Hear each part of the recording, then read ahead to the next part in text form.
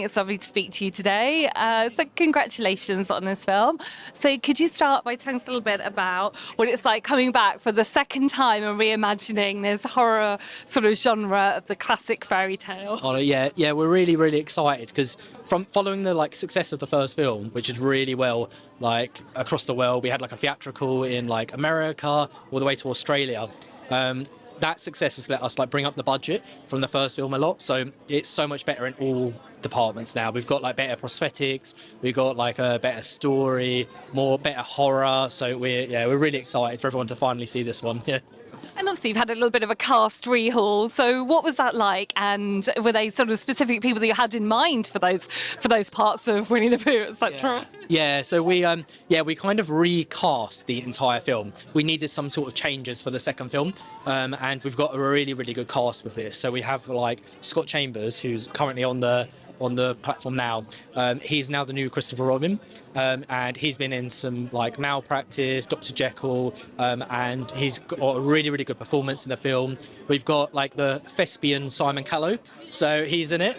So he has about a scene where he just basically talks for 10 minutes, but it's super captivating.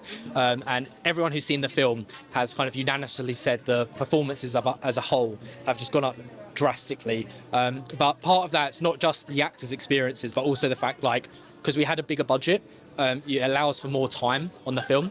So we're able to, give people more takes. We're able to kind of cultivate the script a lot more to make the scenes more engaging, blah, blah, blah. So. And then you've got Louis Santa coming on board as Tigger, and I don't believe Tigger was in the first one. So what was the choice for that? And what was it like bringing that character to life? So yeah, with Tigger, he wasn't in the original film, and part of that is because the public domain element. So the 1926 book came into the public domain, and Tigger wasn't in that, but he's in the 1928 version. So because he's in that, we're able to bring him into this version of the film. Lewis was perfect for the role. He was messaging me daily, asking about it and saying how it's his dream character. His inspiration is Freddy Krueger mixed with Pennywise, so which fit really well with me. And we needed to give him some sort of unique characteristic compared to all the characters, because there's 4 in this, whereas I only really had 2 in the second one. I had to try and think of something to make each one distinctly unique. And with Tigger, I wanted him to be very sadistic. So with Winnie the Pooh, his job is just kill people as quick as I can and move on. But Tigger enjoys it more. So that's what we really got out of Lewis. He was able to kind of torment the actors. So. And obviously, aside from all the horror elements, it's obviously been a bit of fun as well working on this. So what are some of the highlights of the set for you guys? There's such a brilliant ensemble cast as well. Definitely, there's a big range with this film. We have some scenes which are very dramatic.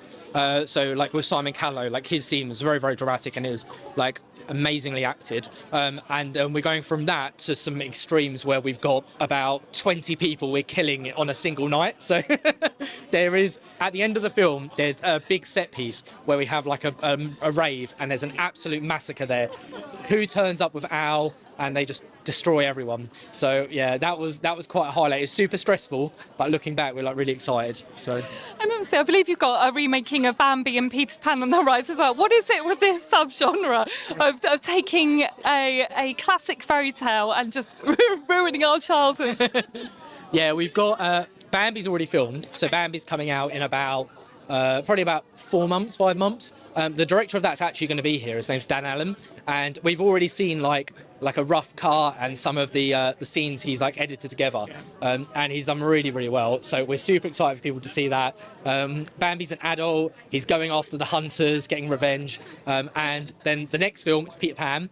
We've got Scott, who's Christopher Robin and the producer of this as well. He's directing that one, and yeah, Peter Pan's it lends itself a lot to horror, because ultimately it's someone breaking into little kids' bedrooms.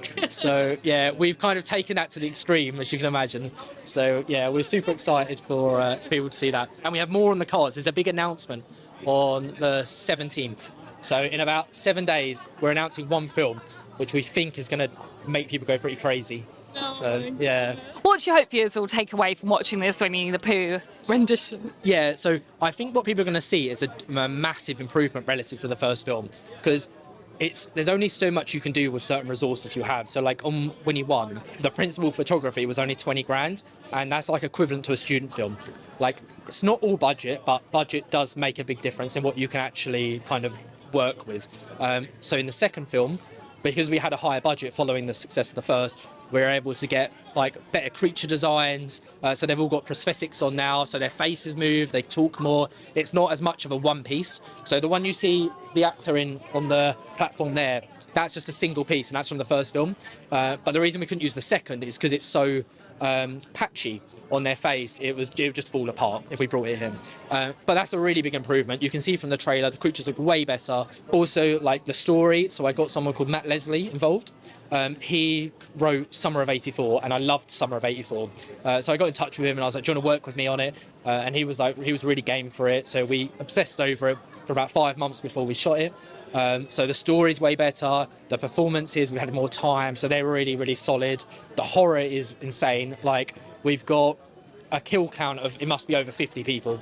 And, you know, some films, they only do about 3 or 4 people, so it's absolutely relentless. Well, thank you so much for speaking to me. I hope everyone enjoys it this evening, and good luck with all the other projects as well. Thank you very much for speaking to us. Thank you. Sorry, thanks so much. Thanks, everyone. Bye.